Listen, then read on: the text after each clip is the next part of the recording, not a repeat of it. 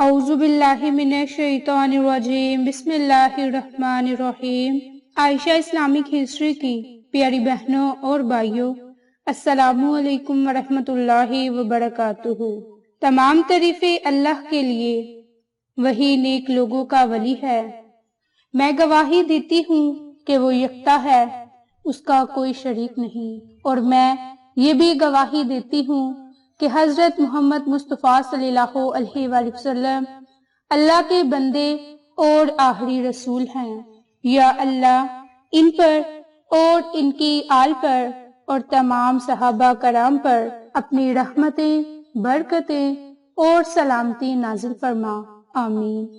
میری بہنوں اور بھائیوں، آج کی اس ویڈیو میں آپ کے ساتھ 5 محرم الحرام اور 6 محرم الحرام، محرم الحرام کی پہلی جمعرات اور جمعہ کے دن کا خاص عمل اور وظیفہ شیئر کرنے جا رہی ہوں۔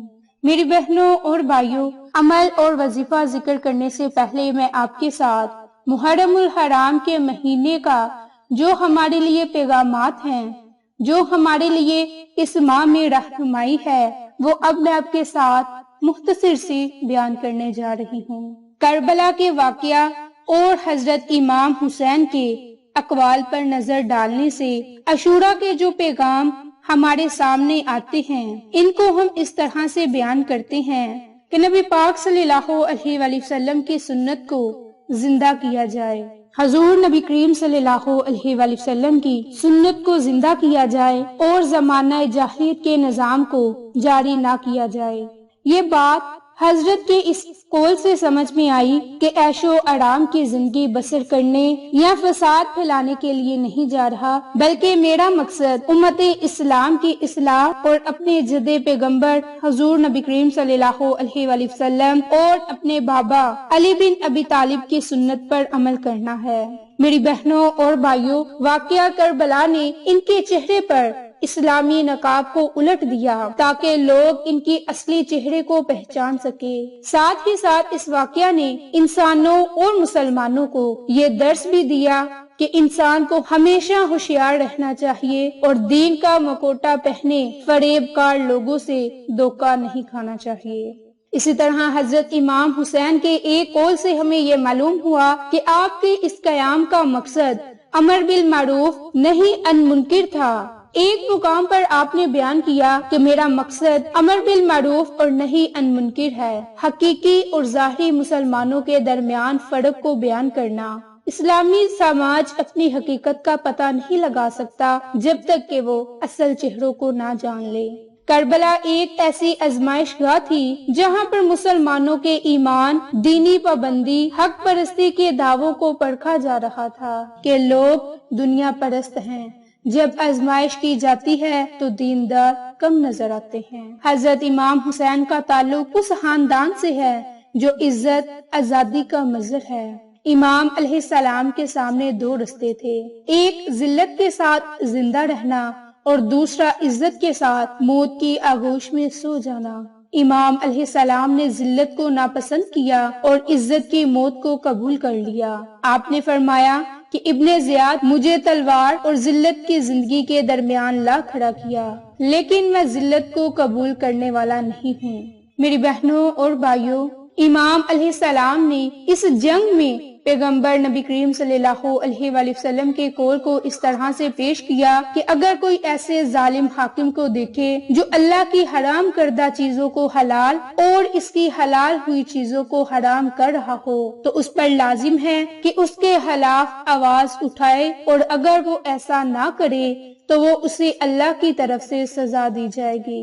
میری بہنوں اور بھائیوں، دین کی اہمیت اتنی زیادہ ہے کہ اسے بچانے کے لیے ہر چیز کو قربان کیا جا سکتا ہے، یہاں تک کہ اپنے ساتھیوں، بھائیوں، اولاد کو بھی اللہ کی راہ میں قربان کیا جا سکتا ہے۔ اسی لیے تو امام علیہ السلام نے شہادت کو قبول کیا۔ تو اس سے بھی ہمیں پتہ چلتا ہے کہ دین کی اہمیت کتنی زیادہ ہے۔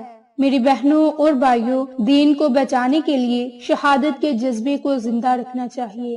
جس چیز پر دین کی بقا، طاقت، قدرت، عظمت کا دار و مدار ہے، وہ جہاد اور شہادت کا جذبہ ہے۔ حضرت امام حسین نے دنیا کو یہ بتانے کے لیے کہ دین فقط نماز روزے کا ہی نام نہیں بلکہ یہ خونی قیام ہے، تاکہ عوام میں جذبہ شہادت ہو اور عیش اور آرام کی زندگی کا خاتمہ ہو۔ میری بہنوں اور بھائیوں، امام حسین کا فرمان ہے کہ میں موت کو سعادت سمجھتا ہوں، اور آپ کا یہ جملہ دین کی راہ میں شہادت کے لیے تاکید ہے۔ میری بہنوں اور بھائیوں، یہ اتنے مبارک لمحات ہیں، یہ اتنے مبارک پیغامات ہیں کہ ان پیغامات کو اگر دیکھا جائے تو ہمارے دل میں بھی راہ حق پر چلنے کا جذبہ پیدا ہوتا ہے، اور اگر دین کی بقا کے لیے ہمیں اپنی جان قربان کرنی پڑے تو اس سے گریز نہ کریں، اور ہمیشہ حق اور باطل میں فرق کریں، راہ حق پر چلنے کی تلقین کریں اور خود بھی راہ حق پر چلیں، تاکہ دین اسلام کی بقا قائم رہے اور ہمارے نبی پاک صلی اللہ علیہ وآلہ وسلم کی سنت زندہ رہے، اور جو کربلا کے شہداء ہیں ان گھرانوں کی قربانی رائگاں نہ جائے۔ میری بہنوں اور بھائیوں، واقعی کربلا کے کچھ پیغامات اس لیے آپ کو بتائے تاکہ آپ کے اندر شہادت کا جذبہ قائم رہے اور دین اسلام کی بقا کے لیے آپ قائم و دائم رہیں۔ میری بہنوں اور بھائیوں، جیسا کہ میں آپ کے ساتھ آج جمعرات اور جمعہ کے دن کا خاص عمل اور وظیفہ شیئر کرنے جا رہی ہوں، یہ وظیفہ آپ نے صرف 2 دن ہی کرنا ہے۔ تو اب میں آپ کے ساتھ خاص عمل شیئر کرنے جا رہی ہوں جو کہ آپ نے جمعرات کے دن اس عمل کو کرنا ہے، کیونکہ یہ دن بہت ہی بابرکت ہے۔ حدیث میں جمعرات کی رات کو روشن رات اور جمعہ کے دن کو مبارک دن قرار دیا۔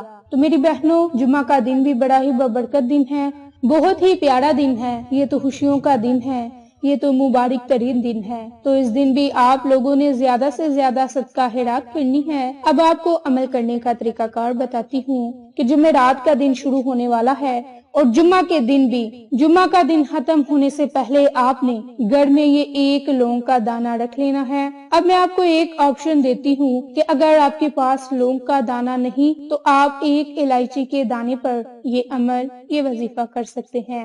ویسے تو گھر کے کچن میں لونگ اور الائچی دونوں ہی موجود ہوتے ہیں، اگر آپ کے پاس ان دونوں میں سے کوئی ایک چیز ہے تو آپ اس پر یہ عمل، یہ وظیفہ کر لیں۔ انشاءاللہ اس کی برکت سے، اس قرآنی عمل کی برکت سے رب کریم آپ کے پیسوں میں، آپ کی دولت میں اضافہ فرما دے گا، آپ کے گھر میں ریل پھیل ہو جائے گی۔ میری بہنوں اور بھائیوں، یہ عمل، یہ وظیفہ بہت ہی خاص اور مختصر سا عمل ہے، اور یہ عمل خاص طور پر اللہ کے خوبصورت صفاتی نام کا عمل ہے جن کی بہت زیادہ فضیلت اور برکات ہے۔ اس کے لیے آپ نے اپنے پاس 1 لونگ کا دانہ یا پھر 1 الائچی رکھ لینی ہے، اس پر آپ نے اللہ کے 2 صفاتی نام یا قدوس یا سلام، یا قدوس یا سلام، آپ نے اللہ کے ان 2 ناموں کی 1 تسبیح پڑھنی ہے۔ اول میں، آخر میں آپ نے درود پاک کو لازم پڑھنا ہے، اور آپ نے یہ عمل، یہ وظیفہ گھر میں ریل پھیل کے لیے، گھر میں رزق اور دولت کی فراوانی کے لیے، مال و دولت میں خیر و برکت کے لیے لازم کرنا ہے۔ اس کے علاوہ آپ اس عمل کو، اس وظیفے کو دشمنوں سے نجات پانے کے لیے بھی کر سکتے ہیں، حاسدین کے حسد سے بچنے کے لیے بھی کر سکتے ہیں، اور اس عمل کو کرنے کا کوئی بھی مناسب وقت آپ نکال لیں۔ جب بھی آپ تنہائی میں بیٹھیں تو آپ یہ عمل، یہ وظیفہ لازم کر لیں۔ انشاءاللہ اس کی برکت سے آپ کو بہت ہی فائدے حاصل ہوں گے۔ جب عمل اور وظیفہ کر لیں تو اس 1 لونگ کو یا پھر اس 1 الائچی کو اپنے گھر میں، اپنے پرس میں یا اپنی الماری میں رکھ لیں۔ انشاءاللہ 10 محرم کا دن آنے سے پہلے پہلے رب کریم آپ کے نصیب کے بند تالوں کو کھول دے گا، آپ کا مقدر چمک اٹھے گا۔ میری بہنوں اور بھائیوں، آپ کو یہ ہماری ویڈیو پسند آئے تو اسے لائک، شیئر اور سبسکرائب کریں۔ جزاک اللہ۔